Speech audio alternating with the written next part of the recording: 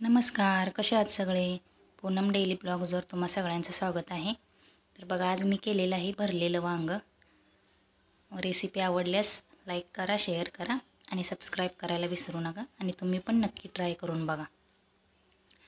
बघा, त्यासाठी मी काय काय लागणारं साहित्य दाखवते. खोबरं घेतलेलं आहे, लसूण घेतला आहे, जिरं आणि कोथिंबीर. हे आपल्याला बारीक करून घ्यायचं आहे मिक्सरला. बघा, असं मी बारीक करून घेतलेला आहे मसाला. ते बघा, मी 7 ते 8 वांगी घेतलीत.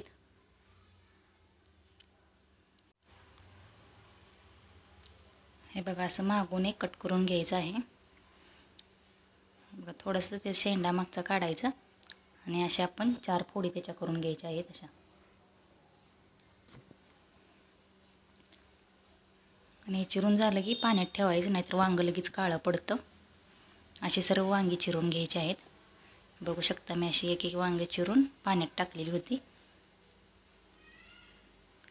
आपण जो मसाला केलेला होता तो एका प्लेटमध्ये काढून घ्यायचा. त्यात एक 3 ते 4 चमचे आपलं शेंगदाण्याचं कूट टाकायचं.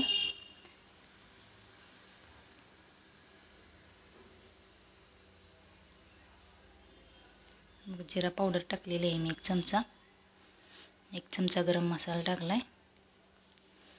1 चमचा धनेपूड टाकलेली आहे. आणि एक अर्धा चमचा हळद टाकलेली आहे. आणि 1 ते 1.5 चमचा मी आता लाल तिखट घेणार आहे. आपल्याला जेवढं तिखट पाहिजे तेवढं आपण घ्यायचं.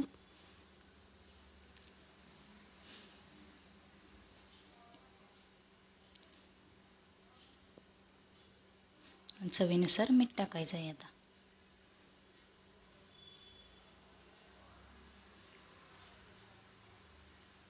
बघा, हे सर्व एकजीव करून घ्यायचं.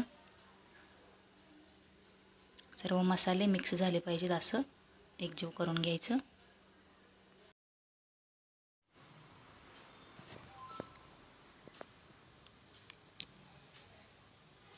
हे बघा, असं मिक्स करून घ्यायचं आहे.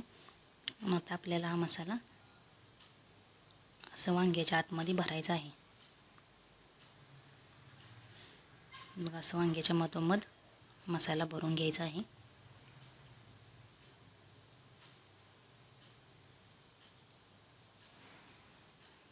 असे सर्व वांगे आपल्याला मसाला भरून घ्यायचे.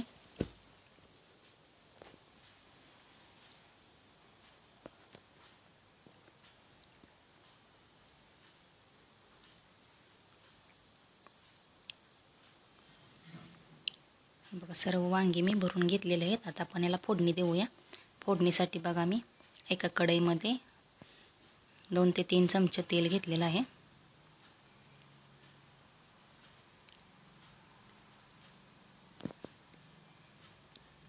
तेल थोडंसं गरम झालं की त्यात आपल्याला एक एक वांगं असं ॲड करायचं आहे. बघा, थोडं तेल तापलं की असं वांगं असं तेलात 5 ते 10 मिनटं आपल्याला भाजून घ्यायचं आहे. हे बघा, पाणी लगेच ओतायचं नाही. आता वरती एका ताटामध्ये पाणी आपल्याला ठेवायचं आहे. मीडियम गॅसवर असं वरती एका ताटात पाणी ओतून ठेवायचं, 1 ग्लास ते 1.5 ग्लास.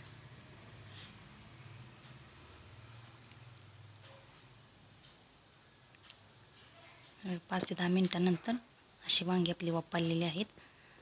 आता यामध्ये मी जे वरती गरम झालेलं पाणी होतं ग्लासभर ते ह्यात ॲड करायचं आहे.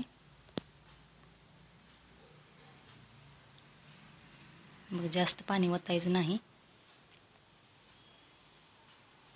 मीडियम गॅसवर आता चांगलं शिजवून द्यायचं.